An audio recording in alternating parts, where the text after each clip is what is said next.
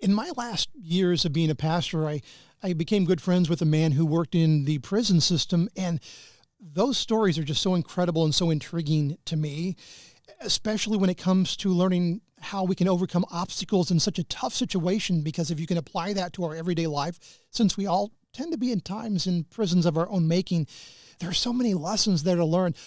But get this, when I found out that my friend was an FBI-trained hostage negotiator, I mean, how cool is that? I mean, that made my day.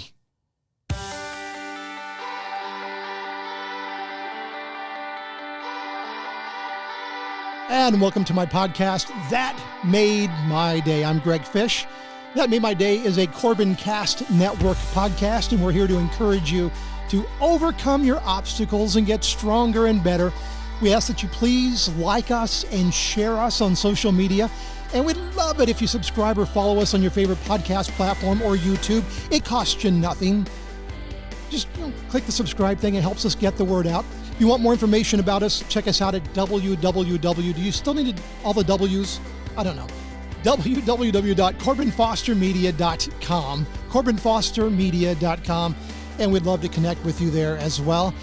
Well, my guest today is a guy that I actually first met back in my college years. And somehow or another, we just got reconnected when I became a pastor, and it was like, wait a minute, I remember you back then. And it's just amazing how much you actually change between the time that you were in college and you know each other as adults. Terry Louden. Terry, welcome to the studio. Good to have you with us, my friend. Great to be here. Yeah. Now, Terry, besides all the fantastic things he does, I mean, he's an outstanding musician. He has the ability to sing just like B.J. Thomas, if I remember correctly, which my condolences on that, by the way. But Terry, you worked in the prison system for years, but not what we can, if you watch TV, you see the hardcore prison system. You worked in a minimum security prison, and I wonder just how much we understand about what life is like in a minimum security prison. So tell me a little bit about what you did in the prison system. Yeah. Well, first, you said it's not like what we see on TV. What we see on TV often is video from a maximum security prison or sometimes a medium security. Mm-hmm. I worked in a minimum security prison, vastly different. There weren't cells. The guys stayed in rooms with 20 men to a room. So it was kind of a dormitory style. There were no bars on the windows or the doors.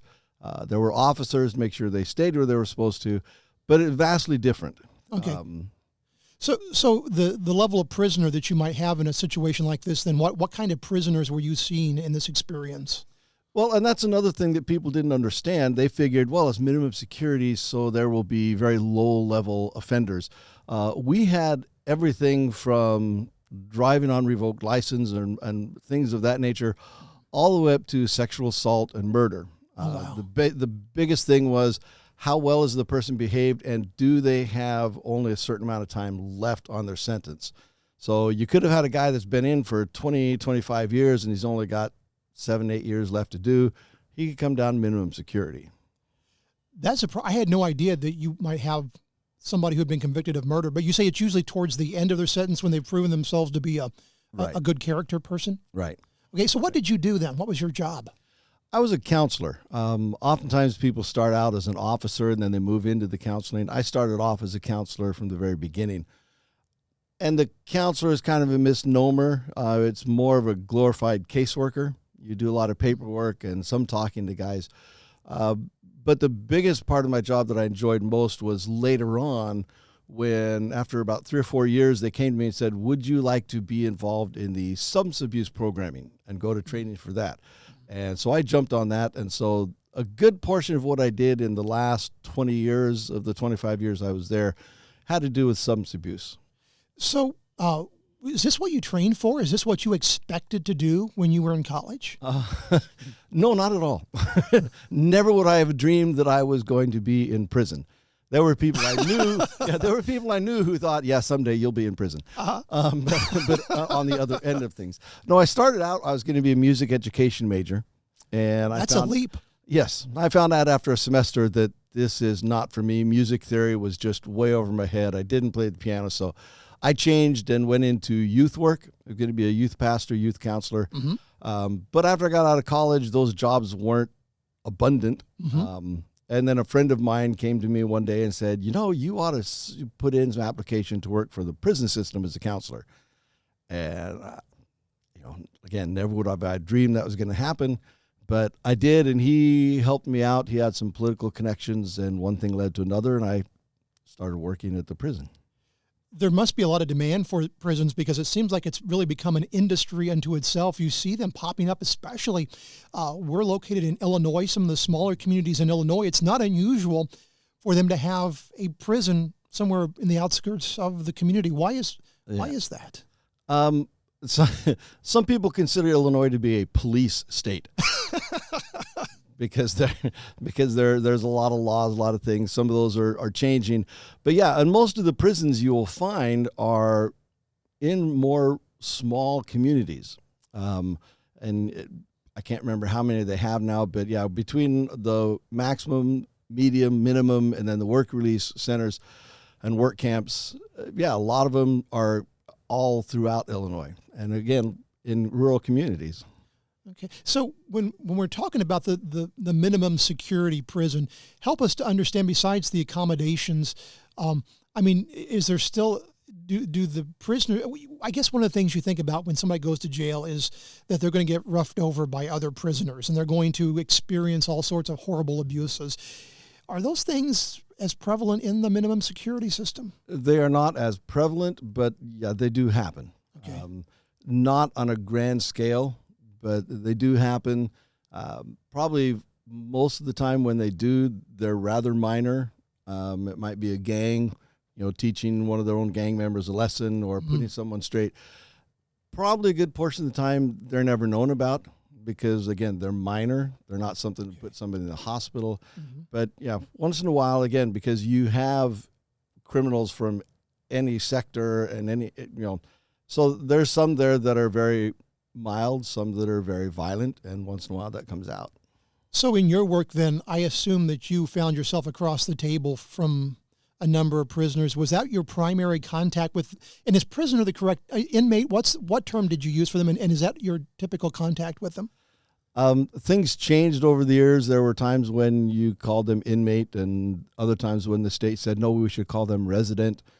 Some people had other names for them that were very inappropriate. But we would call them, I would usually call them by their last name if I could remember it. Okay. And as far as the type of contact we had, most of it, a good portion of it was one-on-one, just talking to the guy about what issues he might have, things he needed done, paperwork to file. But when I started with the substance abuse stuff, then a great deal of it was in group counseling. Okay. So there, different classes and different group discussions. So you were with a group in the room then? Yeah. And I assume other guards? No. Usually I was in a room and there might be an officer in the building, but not anywhere necessarily real close by. Was there any point in time when you ever felt like you were in any particular danger? During the group times, no. Usually in a group, most of the guys understood that the people that are there want to be there, either because they're getting help or they're getting help and they're getting time off their sentence. And so if there was someone who might start causing a disturbance, the other inmates would step up and shut them down. As far as feeling in danger, there's probably only once or twice in my whole time, and that was just on a one-on-one in my office when someone would get very angry with something. Slamming his fist on the table. But usually, the old thing of, you talk softly and you calm them down. And the one time in particular I can think of, he was definitely one who was trying to manipulate, get something done because he didn't want to be in minimum security. He wanted to be in medium. So he was trying everything he could to get to the point where they were just going to ship him. Now, why would he want that? That doesn't make sense to me. Well, think about it for yourself. Would you rather spend a few years in a cell with just you and one other person or in a room with 19 other guys? Most of the guys were like, I don't want to spend all my time in a room with 20 other guys. So they would rather go to the medium where they just had time to themselves. Okay. and one other person. Okay. So, and this is an interesting dynamic with the group situation where some of the other inmates might quell a situation. Did you find that you would, by and large, create relationships with the inmates that is perhaps even positive, almost kind of workish friendships with the inmates? Yeah. It's something that, when you first start with DOC, they tell you, you're not going to be their friends. Mm-hmm. Don't try to be their friends. But to me, there was a difference between being their friend and being someone that they could trust and feel like someone cared. In fact, I got that a lot. Guys would come in and I'd talk to them and they'd eventually look at me and say, "You seem like you really care." I said, "Well, yeah, I want things to go better for you in your life." Right. I said, they'd say, "I've been in it for like 12 years and I've never talked to anybody who I thought really cared." And so that would make a difference. And I think that's where I was successful in things that I couldn't relate to them on the level that their life was, but they understood that, hey, this guy is treating me like a person, not like an inmate. Yeah. Even to the point where, and several counselors had this, they would have someone they got along with who was maybe rather high up in the gangs. And one guy came in and told me, he said, "If I come in and tell you you need to leave, you need to leave because something's getting ready to kick off in the unit." Now, that never happened, but just the fact that he cared enough to say, "I don't want you getting wrapped up in anything, getting hurt." Wow. So it's one of those things you go, that's a twisted way of thinking that someone cares about you, but sometimes you realize that caring shows up in different ways depending on where you're at. Well, and I don't know, is that an image that we have in our mind that may or may not be correct, and that is that prisoners are by and large people who didn't have somebody who cared for them in their life? Because it's hard to imagine that many people going through life without people who really invested in them and cared about them and poured into them. But then again, that makes sense in the prison system, which is almost, I think, one of the problems with our prison system, in that we dehumanize people too much, and then it just becomes, I don't know, for lack of a better term, an animal house. Maybe is that a thing? I think probably the majority of inmates in the correctional system either didn't feel like they had someone who cared about them enough. But there were plenty of guys who grew up in really normal, nice homes. Sure. Good parents, siblings, everything was fine. It's just that along the way, they made choices that led them down a different path. So I think for ones like that, where they had caring family around them, there was something inside them that said, but it's just not what I'm looking for.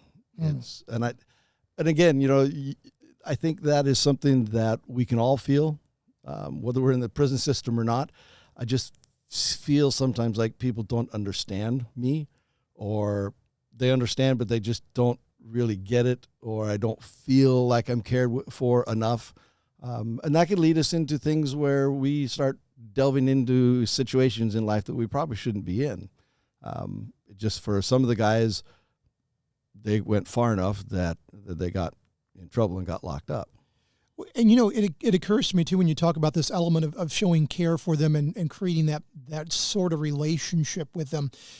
How does being a man of faith impact the way you approach them? Because you're trained, you have to do things a certain way, but what did your faith, how did that play into how you responded in that situation?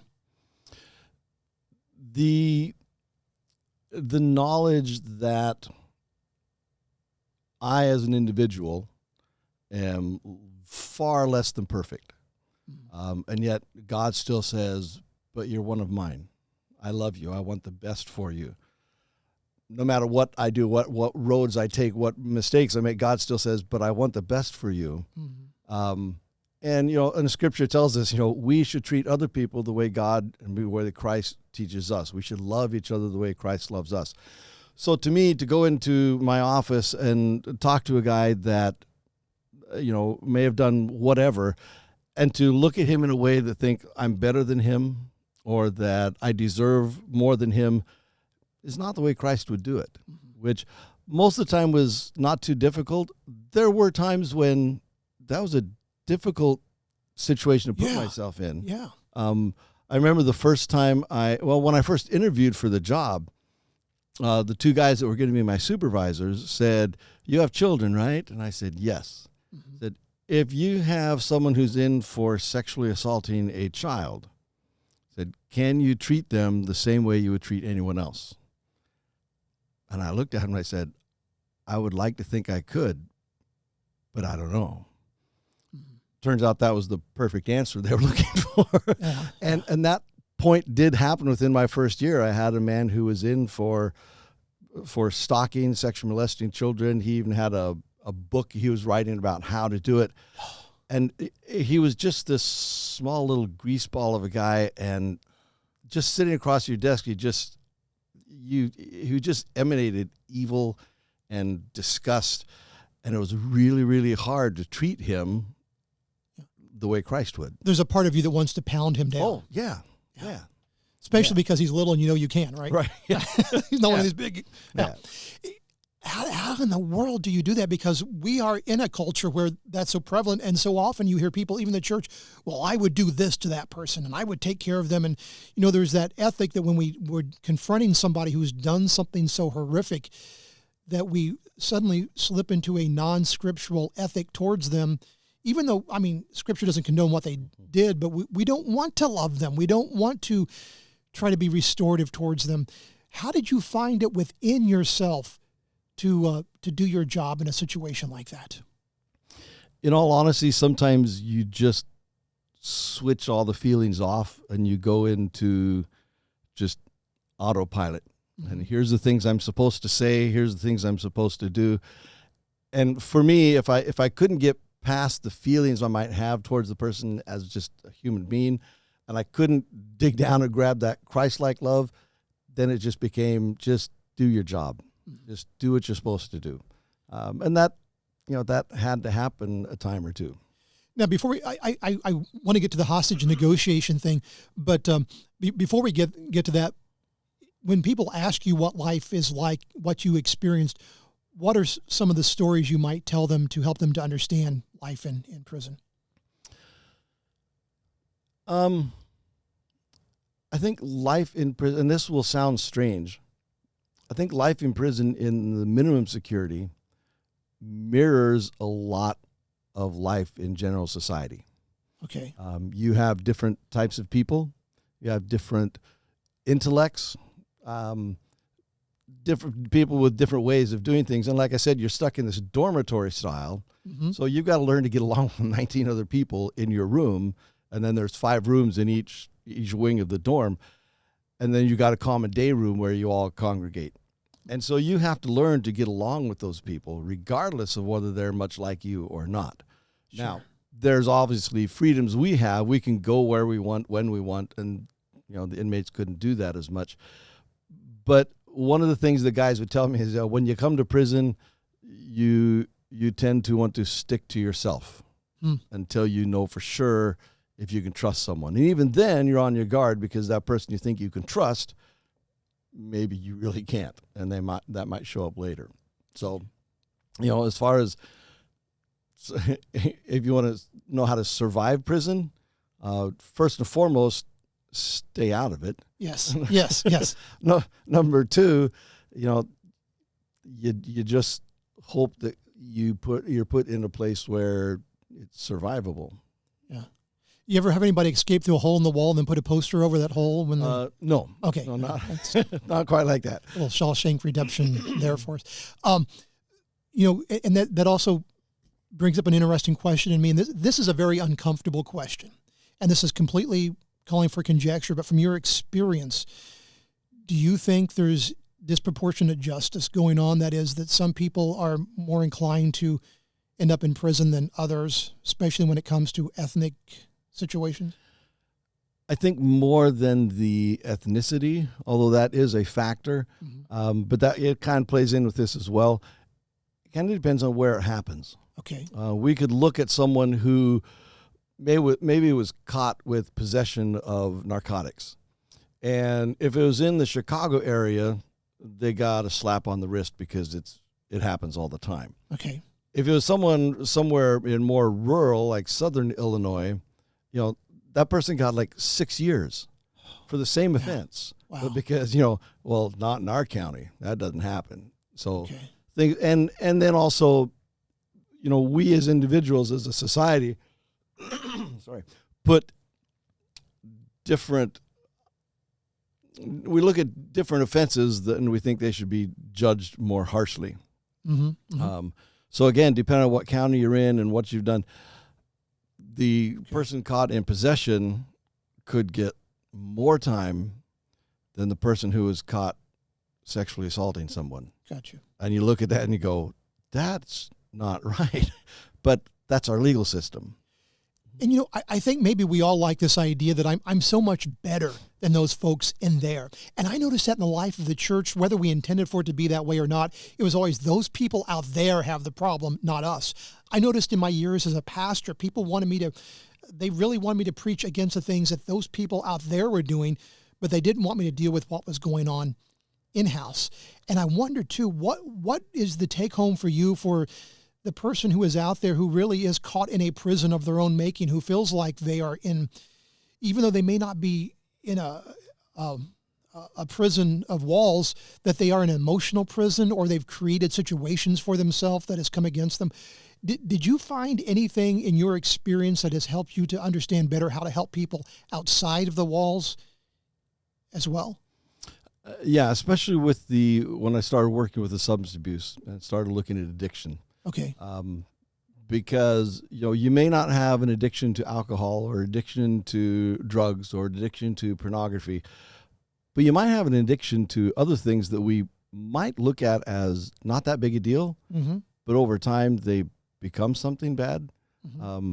For those of you who have followed we know that, you've got on this thing of where you've lost weight, you got healthy, Right. you exercise, you eat right. Those are good things. Sure. But a person can become addicted to those things. Absolutely. And they can work out too much. Mm-hmm. So and not that I'm encouraging you to stop what you're doing, because you're doing great. Thank you. But even the little things we can, for myself, and I'm sure you saw this as a pastor, I've always worked in the church a lot. Mm-hmm. And every once in a while, my wife would have to say, that's not your life. And so even things working for the church, we can get addicted to that because that becomes Right. something we get such enjoyment out of and fulfillment. So anything that becomes your master can be detrimental.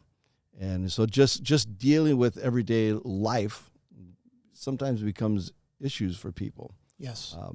And so relying on yourself to get past those things doesn't always work. Mm-hmm. Sometimes it takes reaching out to others and letting them kind of become that thing that leads you back into the area where you should be. Is that why we, as people of faith, need community with each other?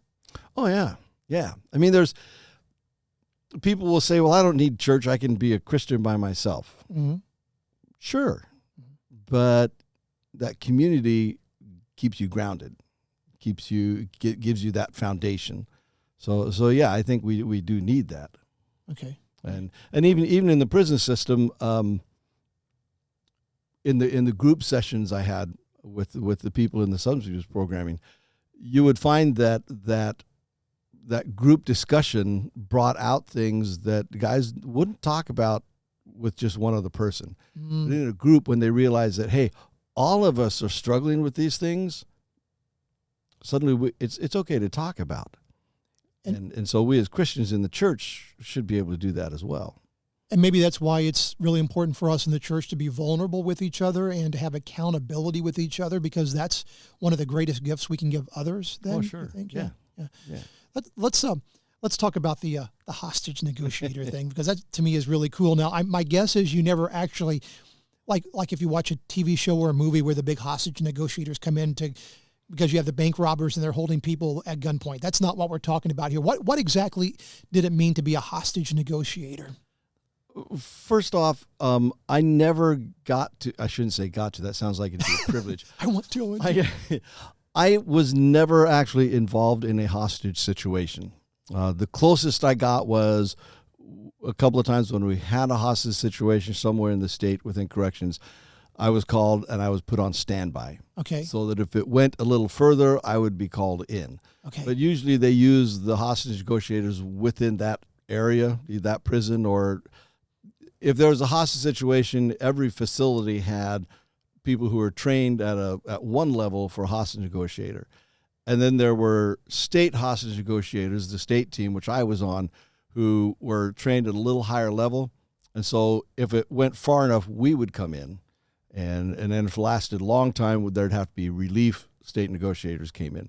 And I'm guessing your training probably centered upon life within the prison system if a hostage situation occurred there. Is that correct? Right. Yes. It was very clear that you are a state hostage negotiator within the Department of Corrections. Anything outside of that, you have nothing. So without going into too much detail, what were some of the central principles that you learned when you're dealing with somebody who is at that point of taking a hostage? What are some of the central principles you have to deal with? Calmness, understanding, even, or at least giving the person the impression that you understand, and that you are not on their side, but you're trying to do the best for them. It was, at the risk of not sounding like we're really mean what we're doing, it was training to learn how to manipulate the situation to keep things calm, and in reality, our job was to stall for time until either the hostage taker was willing to give up and come out, let their hostages go, or until the TAC team could get in position to do what they needed to do. Okay.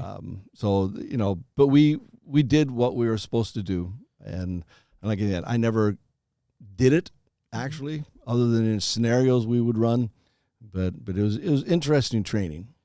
This sounds kind of harsh, but I wouldn't be surprised if some of the things you learned were probably useful to you in, of all things, church work. Because, and you and I went through some experiences together that were like, whoa, how can people who gather in a church actually act like that? Yeah. Did you find those principles applied to your life at times? Yes, but not so much because of any hostage training. One of our psychologists at the prison, he's the one who asked me to be on the hostage team. He told me once, he said, you just do this naturally. When I had my FBI training, one of the FBI trainers came to our psychologist and said, this guy has what most negotiators don't. I said, what is it about him that gives him the ability? So he asked me, and I said, I think it's because years ago when I was very young, I learned to practice the art of manipulation. Wow. Which is, it's not something you look at and go, well, that's not a positive trait. Well, actually it is. Yeah. It depends on how you use it. We might say it's, well, I'm persuasive, or I can talk to people and get people to think, together and work together. That's manipulation. It's just the positive side of it. Gotcha. So yeah, my training kind of honed those things, but that was something I had practiced for a long time before that. And I kind of get that, because I think I saw that in my years of being a pastor. And now that I understand myself, for those who are into the Enneagram, as an Enneagram 4, I'm somebody who really wants to help people have understanding of what it is I'm thinking. And I think if I talk enough, I can make them understand. And that's not always the case. But this is so interesting. Now, when you watch a TV show or a movie with a hostage negotiator, do you find yourself screaming at the screen? Maybe not out loud, but and sometimes I will talk to the screen, or I'll talk to my wife and I'll say, that's not right. So what was right, what was wrong, and what you see?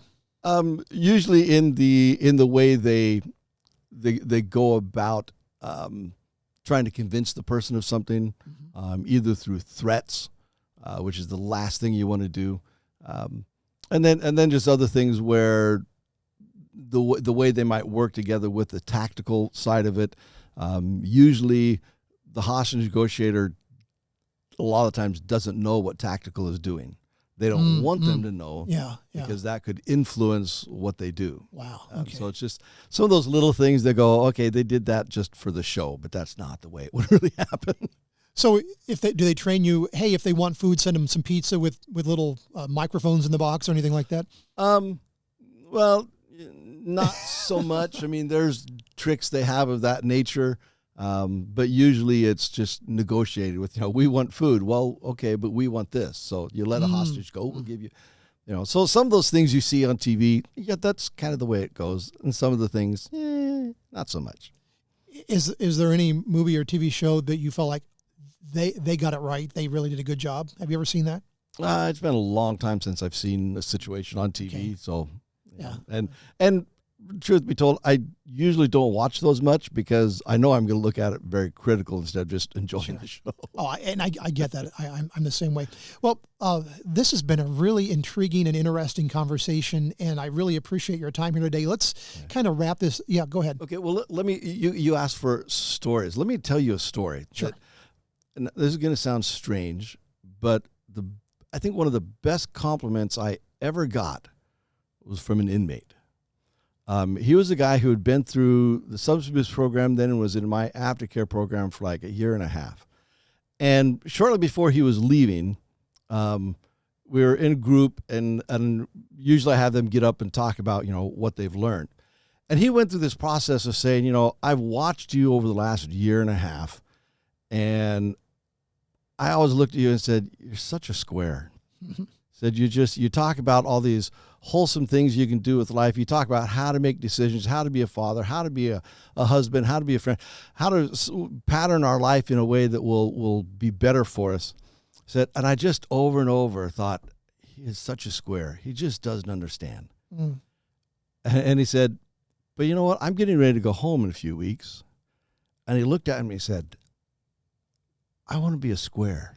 Wow. And I was just like, wow.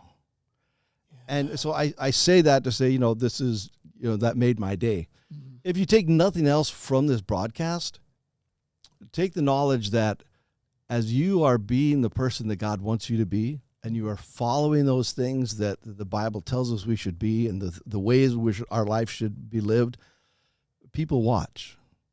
And they might not call you a square, but hopefully they can look and say, that is a Christian. And so I can look at that and go, I don't want that person to be my model. But I look at them and I see they are being Christ-like. I want to do that too. And so we become, well, to coin a phrase, kind of trite, but we become Jesus to the people that we're around. Okay. They might be a fellow Christian or someone who doesn't know God. Mm-hmm. But our life should be something that people look at and say, there's something there that I think could benefit my life as well. Yeah. So for that person who may be listening, and I guess who doesn't feel this way, that has a gigantic obstacle. If you have a gigantic obstacle you're trying to overcome, and I'm not going to categorize these because they could be any number of things. Any parting words for that person who's listening and thinking, I feel like I believe one of the realities of hell is that it begins on earth. Mm-hmm. I know a lot of people who live in hell on earth. For that person who's living in that prison, maybe of their own making, whatever the obstacle, maybe it's out of their control. Any parting thoughts for them from your experiences? That no matter how deep that hole is, whatever prison you might be in, there's always hope. There's always that chance to come out of that, to overcome it, not through our own strength, our own knowledge, our own wisdom, but through God. Yeah. And that, I didn't expect to ask this question here because that was such a great ending, but I want to ask this anyway. Have you had any encounters with people that you encountered in the system who've subsequently come back and turn their life around? Have you seen any of those stories at all? I've had no contact since I've retired, but I did have those who would leave the prison and would stay in contact, would write a letter or from time to time call, mm-hmm. say, hey, here's where my life is and here's what's going on. Most of the time, 99.9% of the time, you're never going to hear anything from that person. But once in a while, you have a guy who calls back and says, hey, this is what I'm doing. One young individual who just did something stupid and got locked up for 6-7 years. he got out, and for like 5 or 6 years, he would contact me like every 6 months. Wow. And say, hey, here's what I'm doing. Here's how life is going. So you get to hear some things like that, which is very encouraging. Wow. Well, Terry Louden, pleasure to have you with me here today. Thank you so very much for coming by and telling me some of your stories. And I'm sure as you leave, you're going to think of 5 or 6 more. So we'll have to do this again sometime. This is really interesting. That would be fun. And remember, if you are overcoming those obstacles, if you need somebody to communicate with, you can always get in contact with us through CorbinFosterMedia.com and also through my Facebook page, Greg Fish, Corbin Foster Media. Would love to be in contact with you. Well, That Made My Day is a Corbin Cast Network podcast. We're here to encourage you to overcome obstacles, to get stronger and better, and I hope that you've had a little bit of that today. Please, if you would, like us and share us on social media. That helps others to get in contact with this encouragement as well, because that's our goal. I mentioned this in the first podcast. I don't like the cliche to live your best life. But that does say it pretty nicely. I want your life to be better. I want to encourage you that you can get there. So like us and share us, subscribe to us, follow us on places like YouTube or your favorite podcasting platform. And again, get in contact with us or find out more at CorbinFosterMedia.com. We would love to connect with you. Well, that made my day. Thank you so very much for joining us, and we'll look forward to being back with you on the next podcast.